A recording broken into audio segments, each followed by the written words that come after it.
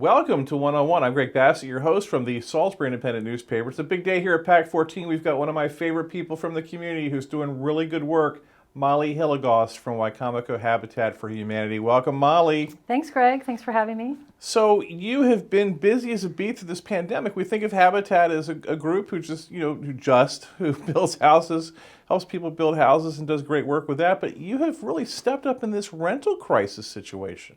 We have. We could see that there was a looming problem for so many of our low-income renters.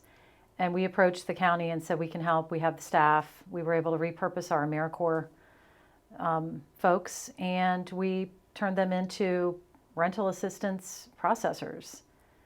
Well, what was the thought process on this? Because I think, you've got a mission, but then you kind of picked up from your mission and diverted it to do something else and filled a real void in the community. Well, our mission is building homes, communities, and hope. And that whole piece of communities and hope during a pandemic is really key. And keeping people housed safely is critical. And when I could see that the shelters had reduced their capacity to 50%, and when I looked at the data in terms of the district court failure to pay rent cases, Wicomico County per capita was like #1 in the state, and not a good way. Yeah. Over 11,000 failure to pay rent cases before COVID even started in a year. That's not acceptable. Right. 45 families evicted every single month before COVID. That's a lot of families, and it concerned me. I was afraid, well, if we didn't do something and step up, who was going to? And there just weren't enough nonprofits that were continuing to keep their doors open like we did. Right. And so I felt like it was something that we had to take a stand, and our board was in full support. You think about that, how difficult it is for poor people because, they're not great record keepers and whatever. And there's so many forms that need to be, filled out in order to receive the COVID relief. Certainly people were affected, in their jobs by COVID and their lifestyles. Right. And that you all were able to step in and help navigate that process. So when we first started the rental assistance with the county, it was using community development block grant funds, and the rules were very, very strict. So the families had to show a letter from their employer that stated, due to COVID, their hours were cut. Well, a lot of large employers, the hospital for one, Walmart for two, would not provide us any documentation that would say that. And so these folks that definitely were affected by COVID were denied the help that they really deserved. And so we made those comments loud and clear when the state came through with this new ERAP program, which is U.S. Treasury funds. The rules for accessing the funding was so much, a much low barrier. For example, the tenants just have to self-certify that they lost hours, and they have to income qualify, and they can use either their tax return from 2020 or their last 3 pay stubs, so we can calculate their income. If they income qualify, they self-certify. They have children that are, in grade schools. It's obvious that they were impacted. Some of them were even more tragic, where a family member passed away due to COVID, and but many people have. And the program right now, if they can show direct or indirect impact due to COVID and income qualify, then it's likely that we can help them with up to 12 months of past due rent, plus current month rent if they're delinquent, and pay forward the next 2 months, it's really changing. It's providing hope, for these families that have been severely impacted. Right. And now as we, I guess we're in another surge, but as we come out of COVID, what's going to happen next for these people? Well, I'm hearing that there'll be another round of assistance. I'm not sure, but there's lots of jobs. So we're connecting these folks with one-stop job market opportunities and any kind of job fairs. So we automatically, if they apply with us, we ask them if they want to receive this information, and they all say yes, along with financial literacy training. So we'll be kicking that off in September. But they need to get back to work. Kids are going to be going back to school. And they just we need to get back to the way it was before, but hopefully better. Right. In your traditional work with Habitat, you work with families that are kind of on the edge, but they have an industriousness to them that they're willing to do the hard work to get a home. So there's obviously a big vision thinking there. Is it the same thing with the people you're working with now? Is it going to build your client base maybe somehow? I think so. Many of them have said, hey, what else do you do here? This is great. And you're providing all these resources and access to financial literacy. And then when we tell them the opportunity that they can build generational wealth by becoming a Habitat homeowner, they are very interested. And right now we have a waiting list of 10 families. So we're eager to get our fundraising back. Our big Chefs for Habitat Gala will be this coming February. Oh, good. Again, so we're ramping up for that. And we break ground on another home just in 3 weeks, so we're super excited for that. Well, and I saw you just had a dedication last week. We did. That was a rehab. We had purchased that home from the city several years ago, and then it was a complete gut job. We rehabbed it. It's beautiful. And the family, we added a bathroom. So it's a 3-bedroom, 2-bath home. I want to go back to that, but I want to talk more about rentals just a little bit. How much money are we talking? How much money have you been able to distribute? Since the beginning of the pandemic, we've dispersed $1.5 million, and that was for, I have to look this up here. We saved 923 individuals from eviction so far. Now, just since June, out of that 1.5 million, we expended 1.3 million. So the bulk of it has been just with this, the ERAP funds. And that's June 1st of this year. That's a lot of cases. We have a backlog right now of about 300 cases. Right. And what's the status with the eviction moratoriums? I've never been able to follow all that. It's very complicated for folks. So if you were impacted by COVID and you informed your landlord by filling out the CDC declaration, which has a whole bunch of boxes that you check, then the landlord is supposed to not file the failure to pay rent case against you. However, most tenants don't understand they just hear it on the news, oh, there's a moratorium, I don't have to pay my rent, right. Blah, blah, blah. They don't realize that there's rules associated with it. And then the landlords move forward with a failure to pay rent case. Oftentimes they tell the tenant they don't have to go to court, so then the judge files an automatic judgment against the tenant. And then the landlord has the right within a certain number of days to file a writ of restitution, which means that's the eviction, that's the legal term.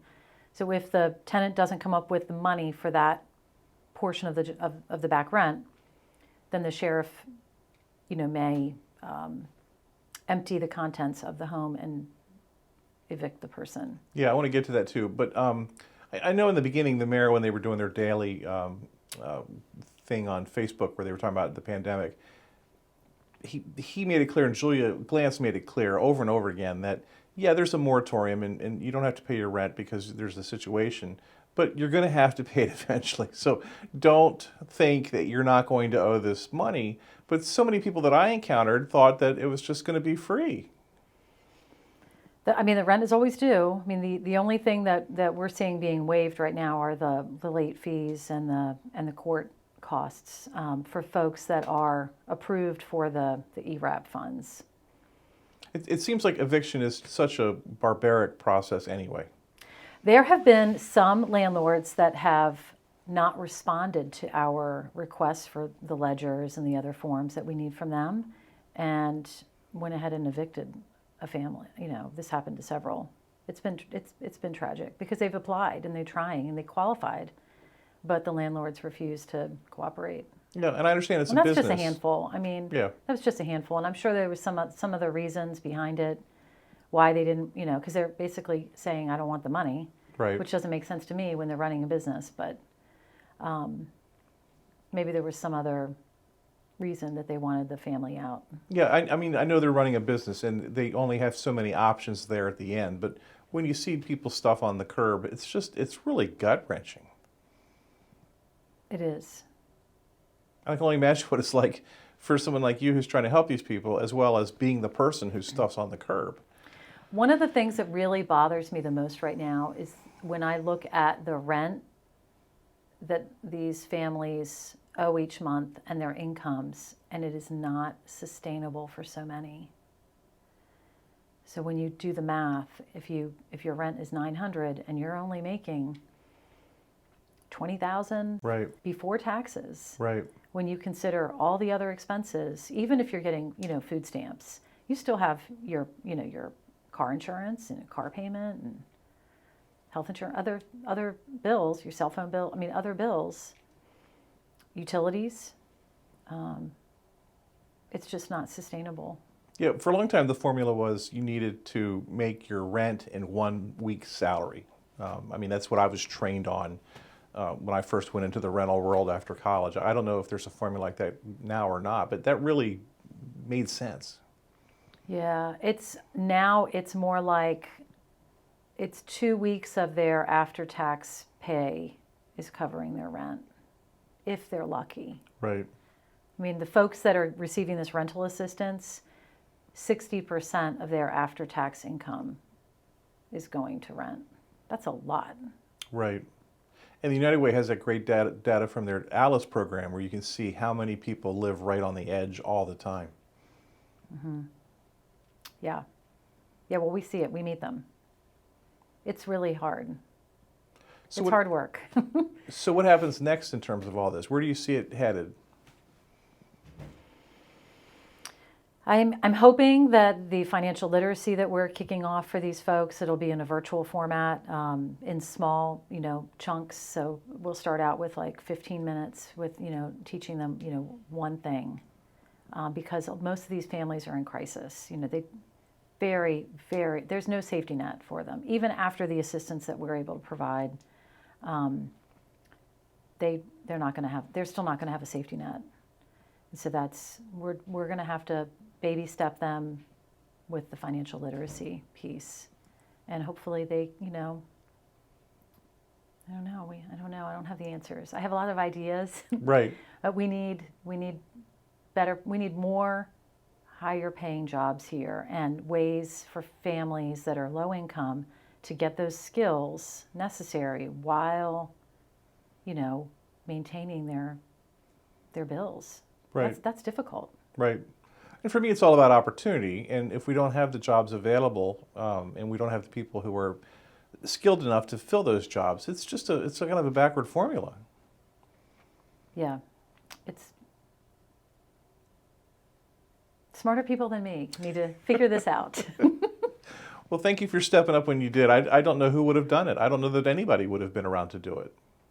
Shore Up is helping us with this and helping the county. So we're a subrecipient to Wicomico County. Right. So Shore Up and Salisbury Neighborhood Housing and us. All three of us are managing enormous caseloads. So we're, in fact, we've outgrown our office. We're located right next to the Habitat Restore. Yeah, now where are you now? I know the Restore, we'll talk about that, but where are you located? I've lost track. We are at 908 West Isabella Street. Okay, you're still in Isabella. We're still there. We have, 2 people per office. In fact, we're remodeling my office and putting another person in there with me because we just don't have enough we don't have enough office space. So if anybody is out there watching this that has office space they want to donate to us, that would be great. We really need more office space. And as a nonprofit, that could benefit whoever it is. Yeah, that could be that's a gift in kind. That could be a write-off. Right. That would be tremendous. We need that. Now the Restore thing, that's still a tremendous success? The Restore, we even with COVID, the mayor he let us stay open. So we had these wonderful conversations and he said, look, you're just like Lowe's and Home Depot. You're just selling things that are, that are used, or in some cases new. And he goes, so if they can stay open, so can you. So we stayed open during this whole pandemic. We did have to shut down our pickups early on, but then when our donors were said, hey, we've got all this time on our hands, we're at home, we're cleaning out the garage, here, come get this. So we were able to get that started again. It's been incredibly successful. We bought We actually purchased truckloads of liquidated Wayfair furniture, a truckload of Target returns, and we blew away our expectations for sales at the end of our last fiscal year. Right. We're already 2 months into our new fiscal year, and we are over 20% over last year. Which, wow. yeah, it's great. I mean, and because our sales are so strong, we are able to close the gap on some of our other programs, which we're pushing hard to help older adults with aging in place home modifications, roof replacements. The roof replacements and home modifications, that's where we're spending a lot of our time and money. Right. So the way Restore works is you've contractors, businesses, private people donate home building materials, supplies, and the public goes there, buys them, and you're able to profit from that and then pump the money back into Habitat. Exactly. So our goal is to serve 33 older adult homeowners with home repairs this fiscal year, which goes from July 1 to June 30th. And we have 5 families already that we're in that process. So we believe we will definitely hit that number. I think it's great that you work with Salisbury Neighborhood Housing. It seemed like for a long time there was a competitive thing between Habitat and Salisbury Neighborhood Housing, but you guys have really united your efforts. We collaborate so much. They have interesting programs that we don't have, so we can refer if we see that a client, let's say they're an older adult living in the city limits, and they have equity in their home. Salisbury Neighborhood Housing has the program directly through the state of Maryland for home repairs. And so if that family looks like they're a good candidate for that, then we'll refer them over to Salisbury Neighborhood Housing because there's money there for that. Right. We want to be the lender of last resort. So when an older adult needs a critical home repair and they can't get the bank loan, they don't have any credit cards or they have no credit left, but they have equity in their home. Right. Then we're going to look at it and determine if for whatever reason they don't qualify for USDA or Salisbury Neighborhood Housing or the county CDBG or the state indoor plumbing program or whatever, then we'll be that lender of last resort. Now, we do put a lien on the property for any repairs that are over $5,000, and there is a repayment component, but it's very small and it is 0% interest. So, and the reality is nobody gets anything for free anymore. Right. And we need to recycle that money back in to help another family that needs a critical home repair. And so that's our model, and it's working. One thing I've noticed in terms of politics and government is when you go to the city council and you talk about what you're doing and what the conditions are in the neighborhoods, they really pay attention to you because you are right on the ground and you're able to give them really important information. So I think you're a great advocate for what's going on in the neighborhoods. Well, and when I can show them that, like, for example, the house we just sold on 414 Elizabeth Street, we bought that home for $7,800 from the city of Salisbury through their receivership program. And we've been paying taxes on it while we were, waiting to raise the money to rehab it. But when we rehabbed it, we sold that home for $138,000. So when you look at the spread, right, in terms of the value of the home to the neighborhood, to the tax rolls, we're making a incredibly positive economic impact, not just to that street, but to the county, to the state, right, by what we're doing, as well as to the family. The stability. So far, that's the stability that we've helped, 71 some odd families, right? So far 21 children have gone on to college, that may not have had that opportunity because they had the stability of what we provide. Right. And when I think of Habitat, I guess, when I first came back to town, the focus was on the development up off of West Road. You all were building houses up there. But it seemed like, there was a need in that Church Street area. And it was just so great that Habitat, once that was developed out there, that they focused back on doing rehabs, even things as simple as putting siding on these houses off of Church Street. And has really improved that neighborhood just in terms of, eye value. Right, it does. And we want to expand to other areas. We had, last year, we had two property owners donate land to us. So we have a couple lots on Christopher Street, which is it's still in the city limits, but it's a little further out. And then we have another property in Mardella Springs. So we're excited to go out into the county, and we're looking for investors that want to donate land to us that's buildable, needs to be buildable. And we would prefer access to city services just because of the environmental issues. I don't think this will embarrass you, but I love that, I love encountering things where I think I know and I don't know. But you wrote a column for our paper, it's probably been 2 years now, about a Haitian family that you all helped.